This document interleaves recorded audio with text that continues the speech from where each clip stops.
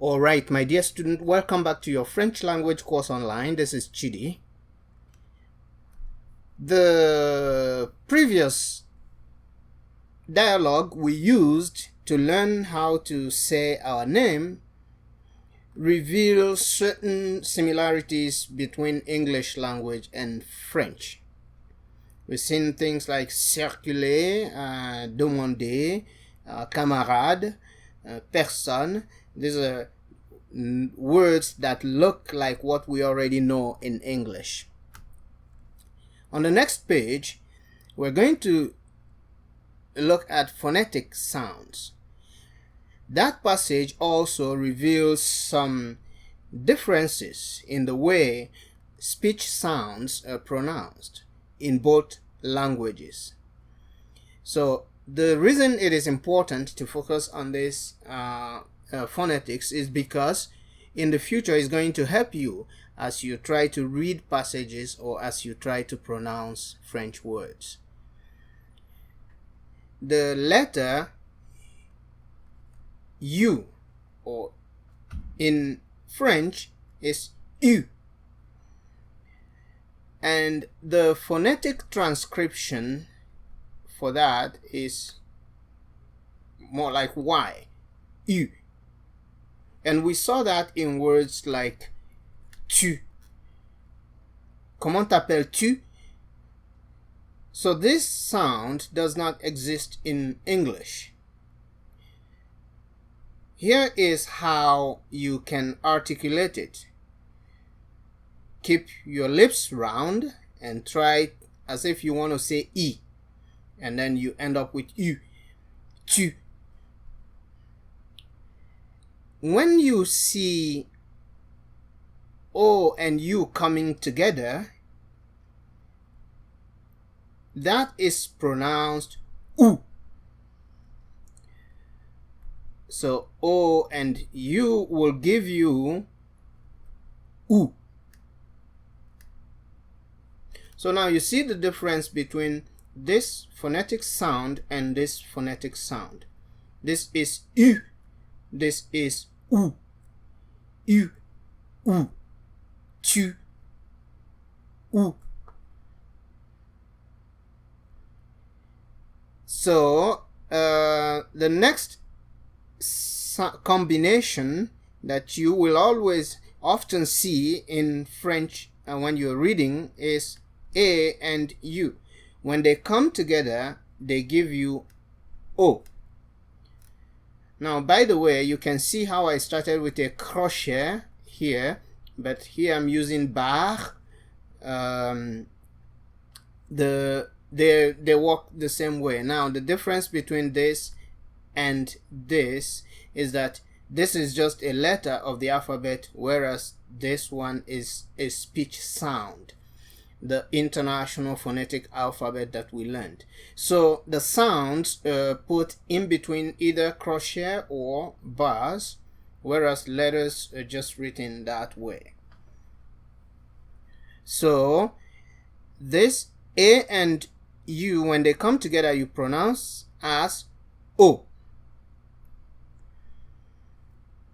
So you have bureau and other things that can also give you that sound O. If you see E, A, and U, you pronounce them as O. If you see O, you also pronounce as O.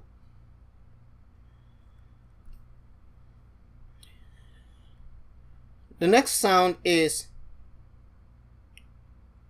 this letter is R, but the sound is R. So here you can read up how it is articulated with some form of gargling in your throat. R. H is silent in French. So you see, when we were saying shaira, we were saying like shaira, because the H is silent. You don't pronounce H in French. Now, you have two types of H. You have mute H. We call it H or mute, right? H mute. And then you have aspirate H. Aspirate H. So the aspirate H, you try to pronounce it, but you don't pronounce it. So that's the kind of H you have in words like héros. So because of the aspirate H, when we do definite articles, you will see why we are doing le héros instead of l'héros. Le héros, because of an aspirate H.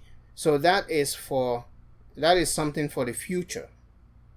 Let me clean up a little bit so that we can have a space to add more things here. The next letter is the letter G, which in French is G. G. This can be pronounced in two different ways depending on what comes after them. It can be pronounced as G or as J. So this is G. This is J. So when you see G coming before O, A, U, you pronounce as G. This thing happens in English as well. That is why we have gun, we have go. So the same thing in French. So if you see in French garçon, garçon, boy, right? Garçon, boy, because G is followed by an A, and so we pronounce as G. So I cleaned up to provide space. When G is followed by E or I or even Y, then you pronounce it as J. So that's the kind of thing you have in names like George, George, or you have Gilles, Gilles, George. So just because the G is followed by an E or an I or a Y. Rouge, garage, you see, garage, and so on and so forth. The other sound is J in English, which is the J in French. J. This is pronounced as J. J. That's the sound it gives you, which you can now combine with other sounds. So the French letter J, J, it's always pronounced like a soft G, which is J. So the J in a G is soft, whereas the G in a G is a hard sound. So now there's an information that you have here, which is about International Phonetic Alphabet. So when you have this, which is Y or Y, Y in English, but Y in French, the sound, the phonetic transcription for it, which is the International Phonetic Alphabet for it, is Y. Yeah. So that's why you have in things like yellow. It happens in English as well. Yellow. Yeah. This is that transcription for Y, E, L, O. So I cleaned up in order to make room for more. The next combination is C and H. This also happens with S and H. So this is pronounced as sh, sh, sh.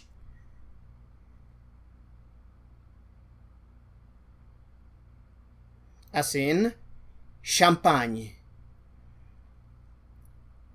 And it happens in English too with words like shoe, champagne. So in certain cases, there may be certain cases where you pronounce this as chi, but mostly it's sh. So you have, for example, in a word like chapeau, right? Chapeau, which means cap or hat. Le chapeau. You can see we're beginning already to combine these things. Shi, a, p, o. So to transcribe phonetically, sha, p, chapeau. Remember that phonetic sounds are put in between bars or crochet. So that's definitely it. These are some cues that can help you when you see words so that you can realize quickly how to pronounce those words. In the next lesson, we'll be looking more at some other phonetic sounds that exist in French that may or may not exist in English.